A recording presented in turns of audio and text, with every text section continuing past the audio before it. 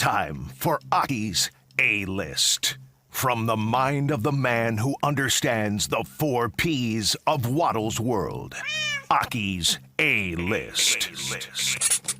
The top questions and topics floating around in Tyler Aki's mind. Are these really the questions that I was called here to answer? Aki's A-List on ESPN Chicago. Because I don't think most general Bears fans understand how few touchdowns Jim McMahon threw for in his Bears career. Oh, I know. Something like 40 or something like that total. He was the right guy for that team, but nobody would ever look at Jim and say he was one of the all-time great quarterbacks or was a franchise-changing quarterback. No. 9, 12, 8, 15, 5, 12, and 6, and he was gone. How many total? Well, what's 12 plus 9 is 21, plus 8 is 29, plus 15 is what? 45? 40, 44? 44. So it was a little more than 40, so it's like 60-something. Yeah, that's it. That's it. We have wandered in the quarterback desert for decades. All right, go ahead, Tyler. What are your questions? All right. So there was a significant NFL move earlier today. The Eagles agreed to a 3-year extension with Devontae Smith for 3 years, as I mentioned. That's your guy. It is my guy. $75 million with $51 million of that guaranteed. That'll make him tied for 4th among NFL receivers in terms of average annual value. We know that DJ Moore's contract is coming up shortly. How much money are you prepared to pay DJ Moore? A lot. Yes. Because I expect his numbers to be on par with what they were this year. I don't expect them to go down at all. He had, 1,350 yards receiving this year? Something in that neighborhood? Yes. He's just entering his prime. Now, look, there's a chance that those numbers will be affected by having Keenan Allen and potentially Rome Odunze or somebody else, but his effectiveness won't be diminished. There's no question that I would be shocked if he had 1,300 receiving yards this year. You would? I would. I still think there's enough to go around with a guy who will still throw and throw more effectively. Again, even though Justin targeted him and only him, I feel like you're going to have a quarterback who knows how to throw the football and should throw for 4,000 yards. But in his rookie year. Yeah. No, I'm with you with that, but the next leading receiver was Darnell Mooney with 414 yards. My guess is, unless there's an injury, and God forbid that happens, Keenan Allen is going to have more than 414 yards. Some of that will just be the passing yards will go up. Yes. But I also think that some of it may come away. I don't know that DJ is going to get 136 targets this year with Keenan Allen and with potentially Rome Odunze. So doesn't mean I'm going to pay him any less. I just wouldn't be surprised if the 1364 came down a little bit. I'm kind of with Sylvie there. I'd almost be surprised. I guess the Odunze factor, we'll have to see what they do with 9.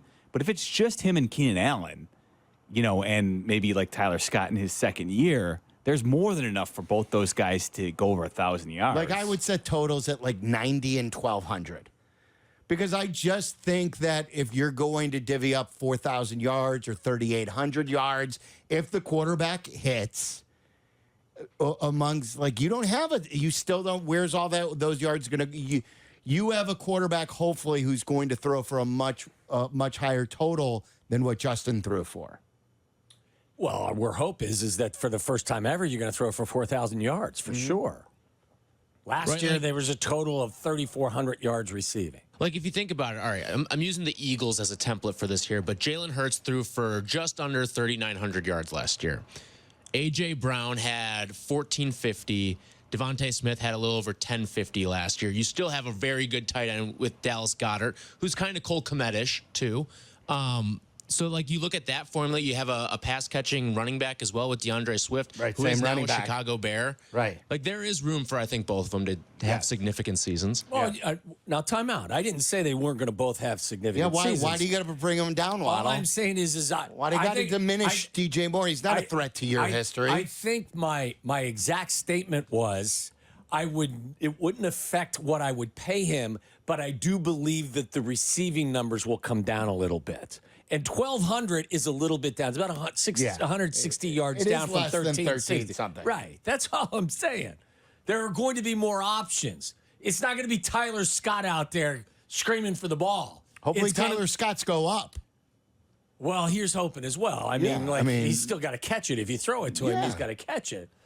But Gerald Everett's going to add. Cole Kmet's going to get his. Look, I don't think that's what you want. I don't think you want 1,360 and 700. What you'd rather have is a couple 1,200-yard receivers or 11 and 11. That's what you want. How about 1,500 and 1,100? Yeah. Okay. As long as Why we're do winning. you hate throwing the football around, Tom? As long as we're winning. As long as we're He's winning. scarred from all those bad years. I'm scarred, yes. And those are recent years. Yes, I know Here, that. yeah, Know that. here. One guy that could throw a wrench into that in terms of the pie and how it's spread around is a guy who you brought up there, Waddle, or a new receiver entering the mix like Rome Odunze or Malik Nabers. Brad Biggs put out his mock draft today and had the Bears trading out of 9, despite the fact that both Odunze and Malik Nabers were on the board. What? Would you be Biggsy. upset as a Bears fan if they passed on not one, but both receivers Yes. at number 9? Yes. And he had them passing to move back, right? Move back to 11 and draft offensive tackle Troy Fautanu from Washington. And I think the premise of what he was talking about is they're also going to recoup some draft currency, right? And is this just because people would be so excited that Neighbors and Odunze's on the board so you could get a lot for that pick? Maybe so. I think if Neighbors and Odunze are on the board, they're drafting one of them. That's what I think. Look, here's my premise. I hope the Bears aren't drafting this high for a decade. Oh. I know that is a big thing to say, but I hope they're not drafting in the top 10 for another 10 years. This is enough with the draft parties. How about for the next 25 years? Let's not draft in the top 10. Well, that's great. That's but no more draft parties. No more. The party should be this season. It should be drafting in the 20s from here on out. Finish with 10 wins and no more top 10 draft picks. 10 wins, no more top 10 draft picks. So my point is, draft a blue chip player.